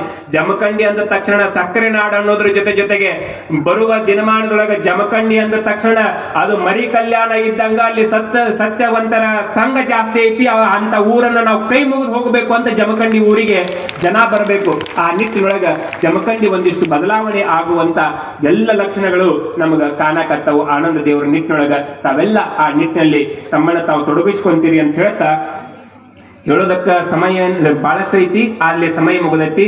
ಮತ್ತಿನ್ನ 5-6 ದಿವಸ ನಾನು ನಿಮ್ಮ ಊರಿಗೆ ಬಂದೇನಲ್ರಿ. ನಾನು ಯಾರು ಏನು ಗೊತ್ತಿಲ್ಲ, ಬಂದ ತಕ್ಷಣ ವೇದಿಕೆ ಹತ್ತೀನಿ, ಕೈಯ ಮೈಕ್ ಹಿಡ್ಕೊಂಡಿನಿ, ಮಾತಾಡಕತ್ತೀನಿ, ನಾ ಚಲೋ ಮಾತಾಡ್ತೇನೋ ಕೆಟ್ಟ ಮಾತಾಡ್ತೇನೋ ಒಂದು ಗೊತ್ತಿಲ್ಲಾರ್ದಂಗೆ ಕುತ್ಕೊಂಡು ತನ್ನ ಕೇಳಿರ್ಲಿ ಅವ್ರು. ನಿಮ್ದು ದೊಡ್ಡ ಸಾಧನೆನ ಏನ್, ನಿಮ್ದು ತ್ಯಾಗ ದೊಡ್ಡದನ. ಯಾರೋ ಬಾಳ ಮಂದಿ ನನಗೆ ಅಂತಿರ್ತಾರೆ, ಯಪ್ಪ ನಿಮ್ದ ಚಲೋ, ಮ್ಯಾಗ ಚೇರ್ ಏನೋ ಟೇಬಲ್ ಇರ್ತೈತಿ, ಏನ್ ದೊಡ್ಡದ ಇದೇನಂತೀರ ಏನಂತೀರಿ ನೀವು, ಡಯಾಸ್ ಅಂತೀರ, ಇದ್ರ ಮೇಲ್ಗಡೆಗೆ ಚೇರ್ ಹಾಕಿ ಅದ್ರ ಮ್ಯಾಗ ನಿಮ್ಮನ್ನ ಕುಂದರ್ಸಿ ಮತ್ ಕೈಯ ಮೈ ಕೊಟ್ಟ ನಿಮ್ದ ಆರಾಮಪ್ಪ, ನಮ್ದು ನೋಡಿ ಹಿಂಗ. ನಾನ್ ಅಂತಿದ್ದೆ ನಮ್ಮ ಭಕ್ತರು ಬಾಳ ಶಾನ್ಯಾರ ಅದಾರ, ಗೋಟೆ ಭಕ್ತರು ಬಾಳ ಶಾನ್ಯಾರ ಅದಾರ. ಯಾಕ ಅವ್ರು ಕರ್ಕೊಂಬಂದ್ ಇಲ್ಲಿ ಕುಂದರ್ಸ್ಯಾರ ಅಂದ್ರ ಸುಮ್ನ ಹಂತಿಂತವ್ರನ್ನ ಕರೆದು ಕುಂದರ್ಸು ಮಂದಿ ಅಲ್ಲದು.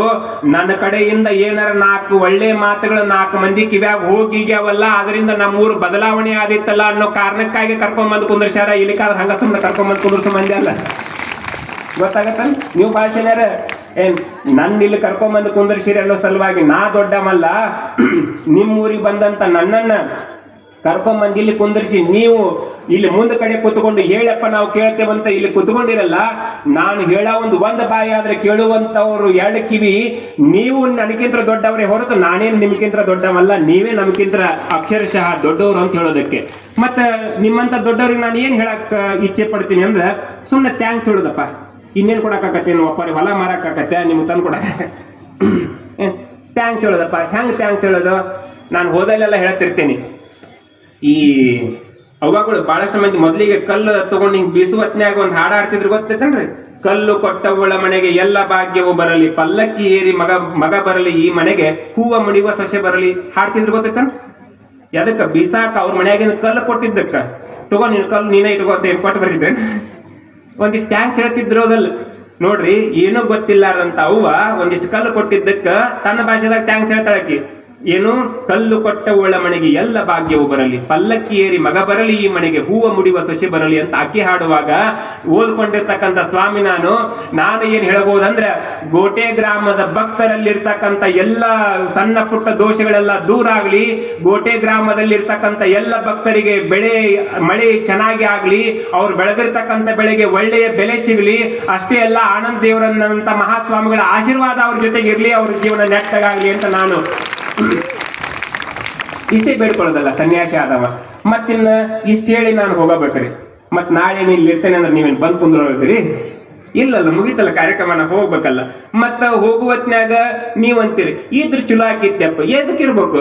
ಖಾಲಿ ಇದ್ರ ನಾಳೆ ನಮ್ಮ ಹೊಲಕ್ಕೆ ಒಂದಿಟ್ಟು ಕಡೆ ಕೀಳಾಕ್ ಬರ್ಬೇಕಾಗಿತ್ತಾಳ. ಹೌದ? ಆಳುಗಳು ಕಡಿಮೆ ಸಿಗ್ತಾವು. ಏನ್ ಇರ್ಬೇಕಾಕಿತ್ತು ಅಂತ ನೀವ್ ಅನ್ಬೇಕು, ಇಲ್ಲ ಆಡ್ರಪ್ಪ ಕೆಲಸ ಐತಂತ ನಾ ಅಂತಿರ್ಬೇಕು. ನೀವು ಇರೋ ಅನ್ನೋದ್ರಾಗ ಎದ್ದು ಹೋದ ನಂದು ಬಾಳೆ ಬಚ್ಚಾವು. ಇಲ್ಲಿ ನಾಳೆ ನಾನ ಆದ್ಕೊಂಡ್ ಕುದ್ರೋಕಾಗತ್ತೆ ಇಲ್ಲಿ. ಸುಮ್ನೆ ತಮಾಷೆಯಾಗಿ ಹೇಳ್ಬೇಕಂದ್ರ ಹೇಳ್ತಾರಲ್ಲ, ಕಲ್ಲು ಬಿಡತೇನಂತ ಏನು ನೋವು ಮಾಡಿಕೊಳ್ಳಲಿ ಬೇಡ. ಬಹಳ ಚಂದ ಐತದು.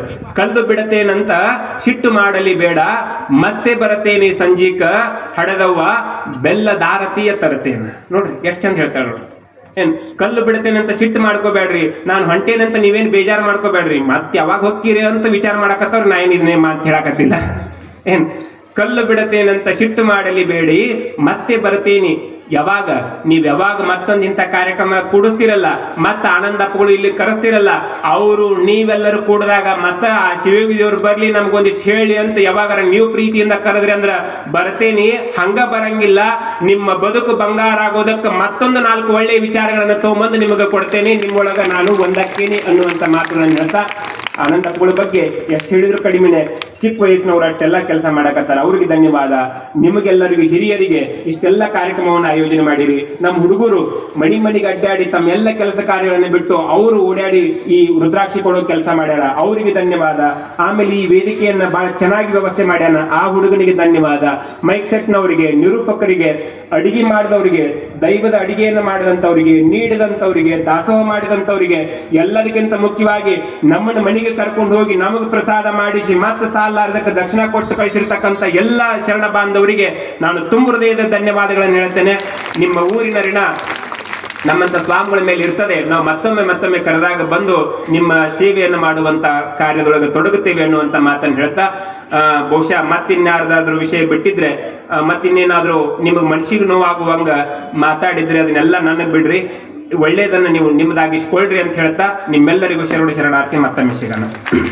ಆಮೇಲೆ ಇನ್ನೊಂದು ಇಲ್ಲಿ ಕ್ಯಾಮ್ರಾ ಅದಾವ ಗೊತ್ತೈತೆ, ಕ್ಯಾಮ್ರಾ ಅದಾವಲ್ಲ, ಇದು BSM ಅನ್ರಿ, BSM ಕನ್ನಡ ಅಂತ ನೀವು ಇದ್ರೊಳಗೆ ಯೂಟ್ಯೂಬ್ನಾಗ ಹೋಗಿ ಸರ್ಚ್ ಮಾಡ್ರಿ.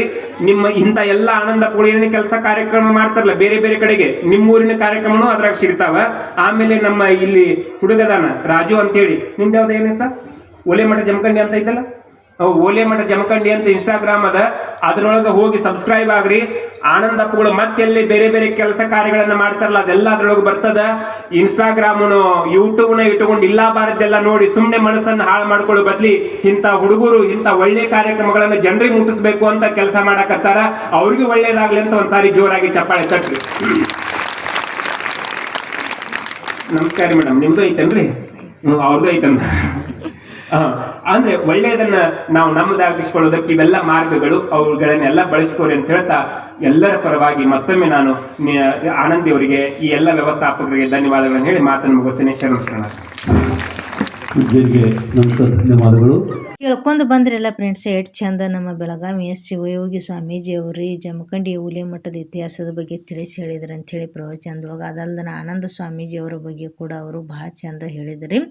ನಾ ಈ ವಿಡಿಯೋ ಇಷ್ಟಕ್ಕೆ ಮುಗಿಸಾಕಿದ್ದೀನಿ ರೀ. ಇವತ್ತು ನಾಳೆಗೆ ನಮ್ಮ ಆನಂದ ಮಹಾಸ್ವಾಮೀಜಿ ಅವ್ರ ಪ್ರವಚನ ರೀ, ಆಮೇಲೆ ಅವ್ರಿಗೆ ಮಾಲಾರ್ಪಣೆ ಮಾಡ್ತಕ್ಕಂಥ ವಿಡಿಯೋಗಳನ್ನ ನಾಳೆಗೆ ಹಾಕ್ತಾನೆ. ಈ ವಿಡಿಯೋ ಇಷ್ಟ ಆಗಿತ್ತಂದ್ರೆ ಲೈಕ್ ಮಾಡಿರಿ, ಶೇರ್ ಮಾಡಿರಿ, ನನ್ನ ಚಾನಲ್ ಪ್ರತಿಯೊಬ್ಬರೆಲ್ಲ ಸಬ್ಸ್ಕ್ರೈಬ್ ಮಾಡ್ಕೊರಿ. ಅದಲ್ದ ನನ್ನ ಇನ್ಸ್ಟಾಗ್ರಾಮ ಫೇಸ್ಬುಕ್ಕಿಗೆ ಸಪೋರ್ಟ್ ಮಾಡಿರಿ. ನಾ ಮುಂದಿನ ವಿಡಿಯೋದಾಗ ಭೇಟಿ ಹಾಕೋಣ ಫ್ರೆಂಡ್ಸ್. ಅಲ್ಲಿ ತನಕ ಎಲ್ಲರಿಗೂ ಬಾಯ್ ಬಾಯ್.